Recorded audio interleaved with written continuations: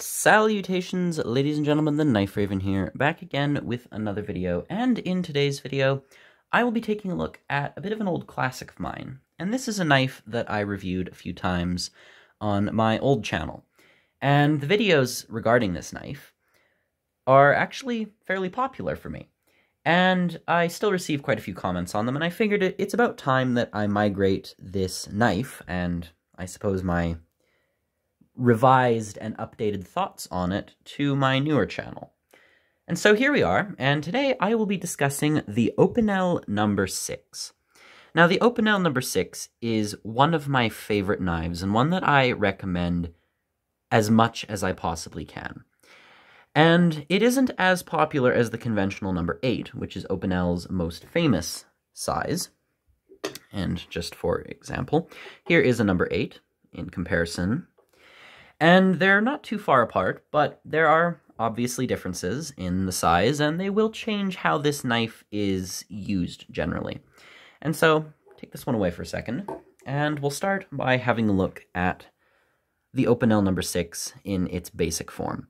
Now, I do collect these, and I have quite a few of them, 5 to be exact, all in different handle materials and such.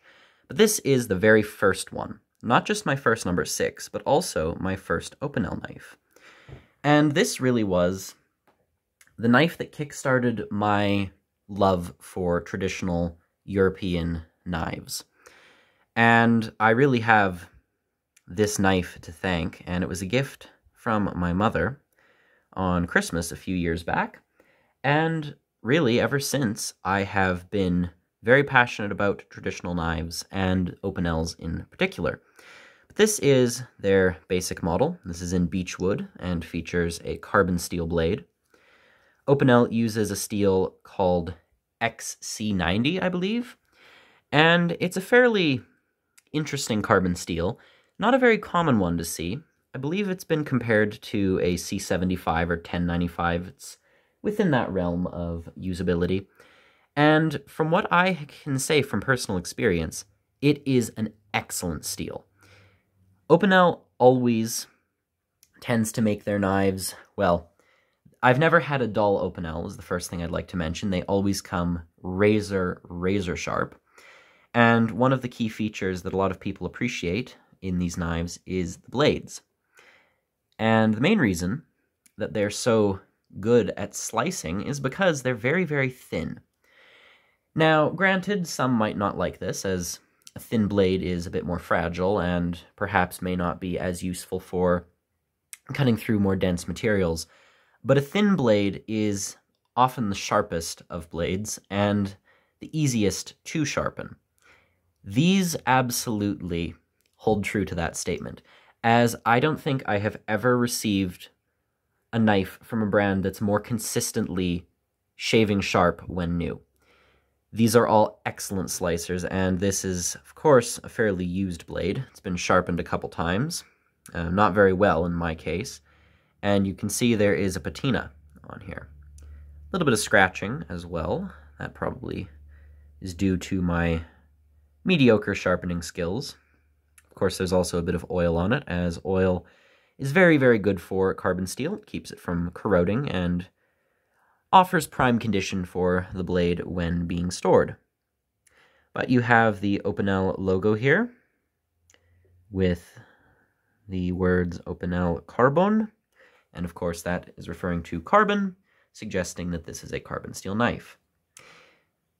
Similar thing here on the handle, Opinel Savoie France, Carbone.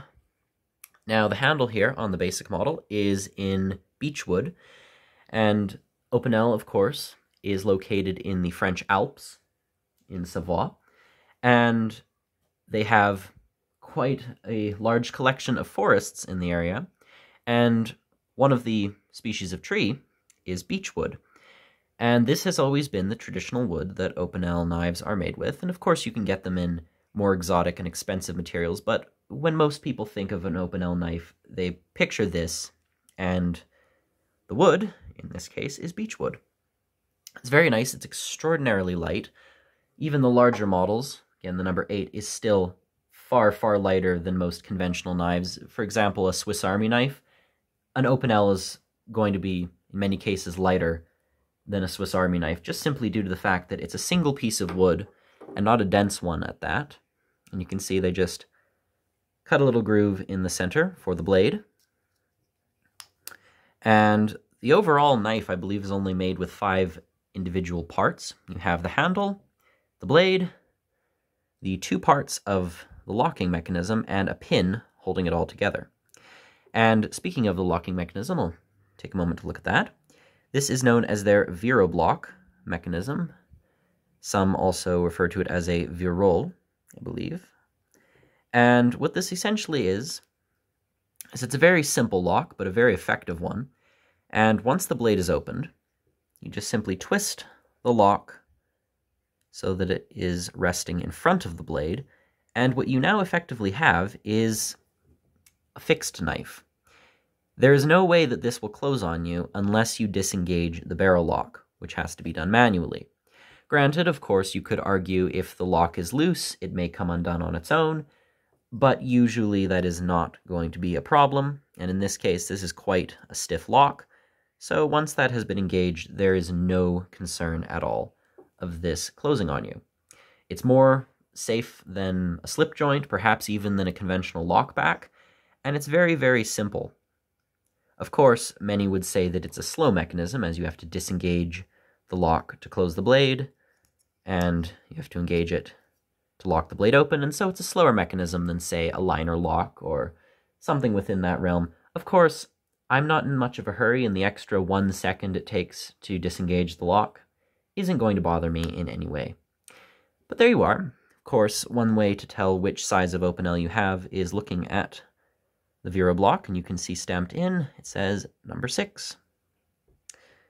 Also, made in France, as these are entirely French-made knives, and considering the fact that you can get these for as low as 15-ish Canadian dollars, I believe that's how much this one cost, 15 or 16, these are incredibly affordable. And I'd say anything under the $50 mark is reasonable, and anything under the $30 mark is budget-friendly. And so considering you can get most Opinel knives for around $20 to $30, these are absolutely excellent for the price. Now, I have talked about this model quite a bit. This is the only number 6 I have in carbon steel, and again, this one holds a bit of sentimental value to me, simply because it was my very first introduction to Opinel knives, but it's an excellent piece. There's no blade play. Everything's solid, well made. And again, the blade is incredibly easy to sharpen, holds an edge for a fair bit of time, and once you get these sharp, they are beautiful slicers. They cut through paper, cardboard, tape, packaging, and they're also very good for food. For example, if you have cheese and sausage, these are simply excellent for that. Now, moving on from the basic model, take a look at some nicer handle options, starting with this one. This is an oak, and the oak has a bit of a more, I'd say, dark brown, lighter to dark brown depending on the area of it, but you have a nice stripe pattern here, and this is genuine oak wood. This model features a stainless steel blade, which is 12C27 Sandvik, one of the most popular choices for French cutlery. And 12C27 is, again, no super steel, but it takes an edge fairly easily. It holds an edge for a decent amount of time and has good corrosion resistance. Bear in mind, being a softer steel compared to the more popular powder metallurgy monster steels of today, this will not hold an edge for forever, and you will have to sharpen it, but that is how most traditional steels used to be. They prioritized ease of sharpening and the ability to strop them up without much difficulty, as opposed to just holding the edge for a very, very long time and then being a pain to sharpen. There you are. You have a nice satin finish on the blade. Again, we have the traditional yatagan or Turkish clip point, which is the proper term for the blade shape. And you have your razor-thin, razor-sharp blade here. But yeah, very much like the oak. I believe this one cost $25 25 or 22 Canadian. It was a bit more than the Beechwood model, but still not by much. But very, very nice knife. This was my second number 6. Moving forward, we have probably I'd say the heaviest one. This is a fairly dense handle. We have Olivewood here. And Olivewood, of course, featuring a much lighter grain. Those dark stripes. Beautiful look and feel. It's probably the smoothest of the wood handles Opinel offers, at least of the ones I own. Beautiful silky feel in the hand. And of course, this is also a stainless steel blade. And again, Olivewood is a much denser timber. Because of that, this will be heavier. Not enough that it will be cumbersome or annoying to carry, but enough that you will notice it has a bit more weight to it than the typical Beechwood model. But you have your stainless steel blade here. And one thing that's interesting about this model is we have a dual Virobloc. You can see it can be locked either to the left or to the right. So I guess that adds a little bit more of an ambidextrous value to the knife, even though the nail nick is still only on one side. But very, very nice timber. I really like the look of the Olivewood. This one, I believe, cost around $30, so it's a bit more expensive, but still within the budget-friendly range. Next up, we have quite the contrast to the lighter Olivewood. We have the deep tones of Walnut, and this is a very traditional handle to find on knives, and for good reason. It's a very dark wood, chocolatey brown in color with these black specks and streaks lining it. Very, very pretty. It's a little bit coarser than the Olivewood, but is by no means, again, uncomfortable. Has a bit of weight to it, but I'd still say it's a little less dense than the Olive. This one also has the dual Virobloc, so very nice little thing there. Stainless steel as well. One thing I will say, this isn't a complaint, but it's a suggestion to Opinel, not like they're exactly watching this, but I would say it would be nice to get the carbon steel blades with other handles. Unfortunately, you can only get the carbon steel with the Beechwood, as that is their traditional, well, their traditional knife, really. Originally, the handles were carved by hand, each individually, and the blades were forged, as Opinel originally, I believe when Joseph Opinel started the knife-making process, it was in the late 1800s in a small village, and I believe they were made in very small batches due to the fact that there was no real machinery. And beechwood was the local tree. Carbon steel was all that was around, as stainless steel hadn't been invented yet. And because of that, well, that was the traditional knife. And I respect Opinel keeping hold of that tradition, but at the same time, I think it would be nice to get, say, a walnut handle with a carbon blade. But not a complaint, just a suggestion that I think would be helpful. But there you are. There's your Walnut number 6. And this one, I believe, was also around the 30 to 35 mark. So, still very affordable, just a bit more than the Beech. And last, but certainly not least, we have the luxury model of the number 6. And this is in Paduk wood. Now, Paduk is a very interesting wood. I believe I forget exactly where it's sourced. I believe this is African Paduk. And it has a very, very lustrous, purpley red color to it, with, I suppose, a very, very dark brown or black grain. But it's a beautiful, beautiful wood. I definitely say it's the most visually striking, simply in terms of color. And this particular model has a stainless steel blade that includes a very, very reflective mirror polish. And you can see the light fixture, actually, in it. This is quite truly a hand mirror. It's incredibly shiny, And considering this level of polish, and then considering the fact that this knife was ranging at around, I believe, the 45 price point, this is, again, just an excellent piece. This has really elevated the number 6 into the realm of a prestige or gentleman's knife. I'd already say these are very traditional, very classy pieces to begin with, but they still have that traditional, you could say the term, peasant's knife look. But with this model, this very well could accompany a suit and not look at all out of place. This is just a gorgeous knife, and the polish really elevates it up beyond what it already would have been, but beautifully reflective. Of course, this is a stainless steel model, and you have your logo stamped in. It's a little harder for the camera to pick up, though, because it's very, very reflective. There you are, Opinel in Paduk.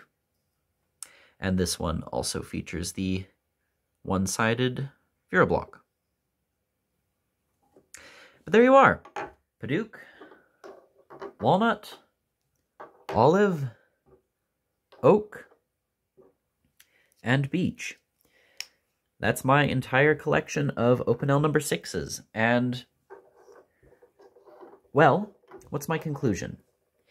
Well, if you couldn't tell already, I absolutely love this knife. It's lightweight, it's completely unobtrusive, it has a wonderful degree of utility. The blades come sharp, you can use them straight out of the box, and you don't even need to be particularly good at sharpening. I know I'm not. And you can still sharpen these up with relative ease with whatever system you have put in place, a machine, sharpening stone, a sharpening rod, whatever. They're very easy to sharpen. They don't hold an edge for an extremely long period of time, but granted, the kind of knife this is a lighter use knife. You're not going to be batoning anything with one of these, and if you are, well, if your edge dulls or gets chipped or the knife gets damaged, well, that's entirely on you, because you should not be batoning with a knife like this. But generally, for light use, everyday carry, trimming threads, opening packages, even cutting food, bringing this into the lunchroom, this should be more than adequate. And considering the fact that, again, local legislation will of course play a part into this, provided you can legally carry one of these, I know some places do not allow locking knives, and this will fall into the category of a locking knife. Provided you can carry one of these legally, these are some of the most friendly knives that I could really recommend. It's like a Swiss Army knife. You can never underestimate a person's ability to get scared by anything that is even remotely sharp. But for the most part, people don't generally freak out if you were to take out a Swiss Army knife. This is within that range of friendly. There are definitely knives that do not give off that same sense of security. Modern folders like a Spyderco or a Benchmade or something within that realm, a Cold Steel, those are knives that people might get a little bit scared of because they look scary. They're modern. They could be weapons in that person's mind. This, well, this is definitely not a weapon, and if you were going to actually use one as a weapon, you're an idiot. I'm sorry, but it's true. These are not weapons. That's not what they're intended for, and frankly, most people would not even see them as weapons. And that's because they are simple, everyday tools. And for being tools, and considering the price, even the most expensive of these, which is this one here, this is still under $50 Canadian. And I don't know what the exact conversion rate is, but that would be maybe, what, 40-something US and maybe 35 pounds. I don't know what the euro conversion would be, but within that realm, these are not expensive knives. And considering they're cheapest, you can find for under $20 if you're lucky, these are absolutely excellent. And I may be a bit more critical of, oh, well, the steel needs to be better. They need to have some extra degree of fit and finish, even though that is one thing I can say, truly. I have never had a bad Opinel knife. These are beautifully made. They aren't handmade in the sense that one person is making them over a bench. There is some automation involved, but considering that they are perfectly made, you're never going to have to worry about getting a bad Opinel. I'm sure there have been people in the past who have received ones that aren't as good, but from my personal experience, and I have over 20 of them, these are some of the most reliable knives you can get. Again, I compare them with Victorinox. When you buy a Swiss Army knife from Victorinox, you're expecting quality for a good price, and you aren't going to have to worry about sending it back, because the chance of actually having a problem with one of them is next to nothing. So considering that you can get one of these for a very low price, you can get them in carbon steel or stainless steel, you can get them in a variety of handle materials, whichever suits you. You want something simple, you want something a bit nicer, something in between, they have that for you. And, this is of course getting to the last point, Opinel knives are very similar. The 2, 3, 4, 5, 12, they're all really the same knife, except for the fact that the smaller ones don't have the locking ring. But mostly just, it's all about the size. In the case of the number 8 here, which is their most popular model and the very first that they ever made, this is a knife that most would see as being the ultimate utility piece. And again, this one has some somewhat ugly patina on it, but ignoring that, for me, this fits perfectly in the hand. It's a very comfortable knife, and you can get a full 4-finger grip on it. But even then, this might be a little bit large for some people. While lightweight, it's still a bit broad. And so for that reason, this might still be a little bit too large, or if you're worried about blade length or a knife that looks threatening, to some this might still not be friendly enough. But the number 6 scales this same knife down, and it's the same piece, same steel, same everything, but just in a more pocket-friendly and, I guess, people-friendly size. This is, again, equally comfortable. My hands are possibly medium to large in size, and even I can get 4 fingers on this. Again, some might say, oh, well, it's not large enough. No, perhaps not. But if I can get 4 fingers on it, and I don't feel like I'm grasping at air back here, then I will say it's a comfortable fit. And the barrel shape fits very nicely in the palm. It's very ergonomic, and considering once you engage the locking ring and the blade won't close, you can choke up here and get a very nice grip. So really, these are comfortable, ergonomic, they fit well in the pocket, they're lightweight, they're available in a variety of materials. You can get them in stainless or carbon steel. They're readily available almost anywhere. In most jurisdictions, they should be legal. They're friendly, again, not likely to scare anyone. They're made in France. It's a company that's been around for well over 100 years. They're historical, they're traditional, they're classic, they're rustic. There's really a lot of good to say about them, and the only complaints that I could really find are they don't have a fast one-hand opening action. You can't baton with them. The steel isn't M390. To some people, that might be a deal breaker, but to me, that doesn't bother me at all. So there you are. I might be speaking from bias, and I will acknowledge that. I am biased towards this knife, but I still think, until you've actually tried one, it's not a good idea to discount them. I think that a lot of people might look at that and think, why would I ever want that? I'm never going to carry that. That doesn't suit me. But at the end of the day, when they actually get around to trying one of these, they find that, well, this has everything they could really need. So if I was told that I could only purchase one under $30 knife, there's probably about a 75% chance it would be an Opinel, and the only thing that could challenge that would probably be a Victorinox. So there you go, the Opinel No. 6. Delightful little knife, excellent. I would recommend them to anyone. As long as you can carry one legally, by all means, go ahead. Excellent piece. I absolutely love it. 10 out of 10 for my personal rating, and I think if I have an opportunity, I will definitely try getting another one of these soon. So there you are. That's my review of the Opinel No. 6. I hope you enjoyed, and this has been the Knife Raven, as always, signing off. Goodbye.